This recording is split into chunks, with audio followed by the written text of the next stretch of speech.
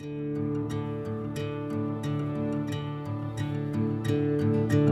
have to understand what happened in our past and where we are now in order to go forward. And that's in our mission and vision statement with WASE, is understanding our past and looking forward to the future.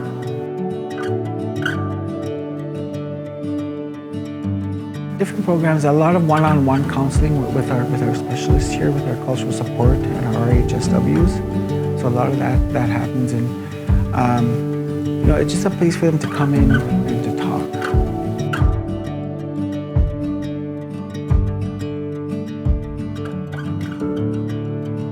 There's healing centers like WASE out there that can provide those services to those residential school survivors.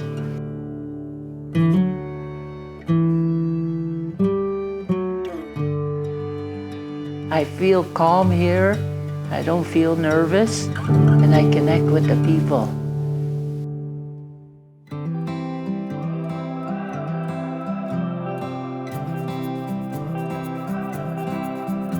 What I know about WASE is that they do a lot of really good work with the residential school survivors, and I think that's very necessary. That's a really needed service right now in our communities, because once the residential school payments were finished and all of that was concluded, it's a lot of, I think, survivors are left hanging.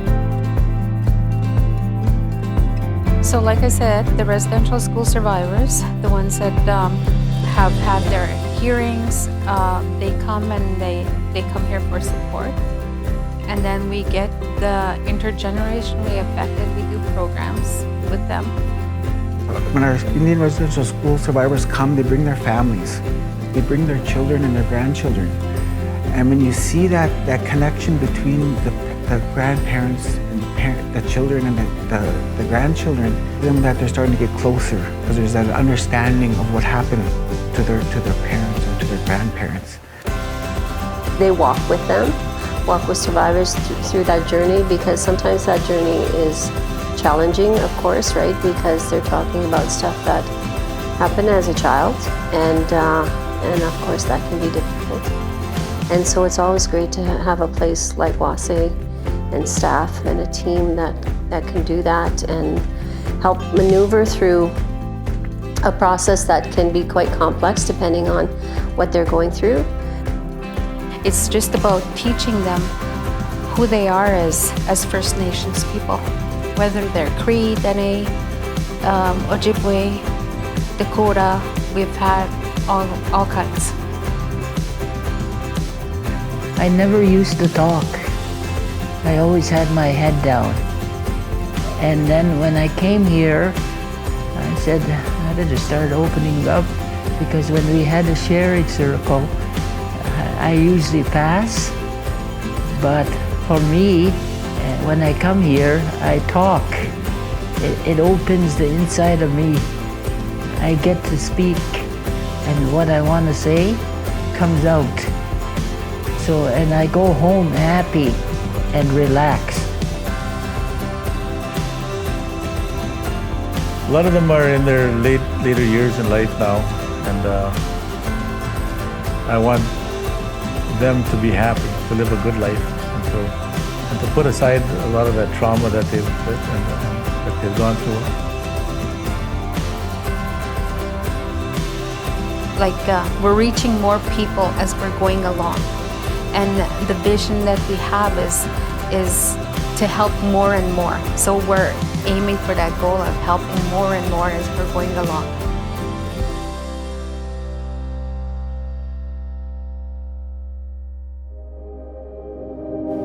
The thing with our organizations, there's so much reliance on government funding. And depending on who's in power, they either give or take away. So I know that in the last few years, there's been a downslide in terms of funding. And because there is a big need, particularly when you look at the intergenerational impacts of the residential school, it has far-lasting effects. It is so crucial, it's so important that we have these healing centers in our community, and we realize that there's a lot of resistance because it's been conditioned to believe otherwise, and so it's hard to regain and start over. Healing programs like those that are run by WASE are important because we have so many people who are still struggling with everyday lives. We are the victims of this past, and that as such, we're not the ones who are responsible for the current situation.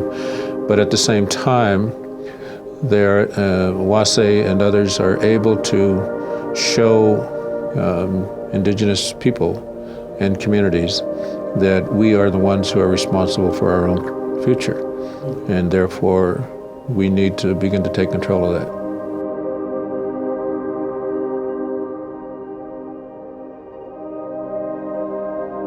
I have friends that are in the Jewish community.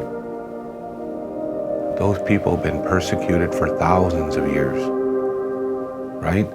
And look at, they have a story now. You know, I dare anybody in white society to go tell our Jewish brothers and sisters to get over it, over what happened to them 2,000 years ago and what happened to them just a little while ago within the last 100 years during the Second World War.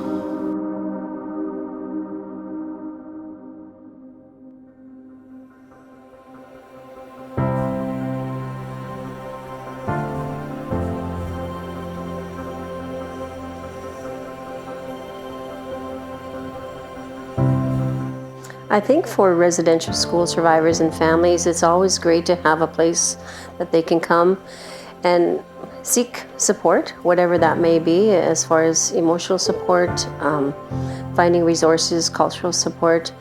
I think more and more as our people are going through their journeys, they're looking for places like WASE that can provide the cultural aspect of it as well, and the reclaiming of culture.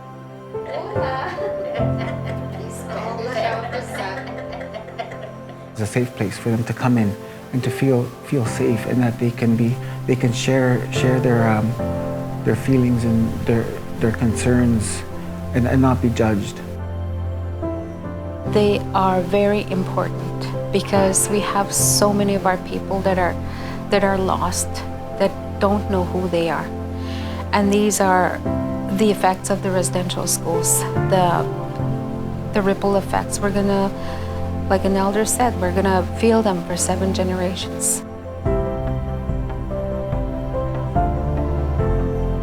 We have 11 healing centers right now that are funded, and there's a big need for a lot more. Like, we have 63 First Nations out there, and there's only 11 healing centers. I wish we had a healing center in every community. You wish you could just snap your fingers and change things, but it doesn't happen that fast. It takes years. It's important that that work continue, and that once the payments were made, it doesn't just end. The healing has to continue. So I know that's where they're trying to stage this in, and they're talking about the healing, and then they're moving forward. I have good things to say about this place, and I'd recommend it for anybody. The more I come here, the more I want to learn.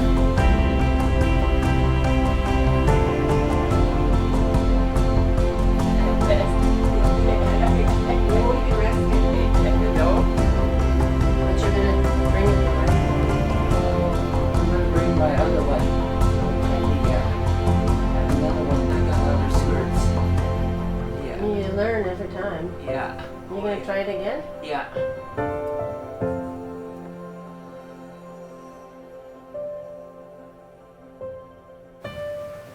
You can't forget.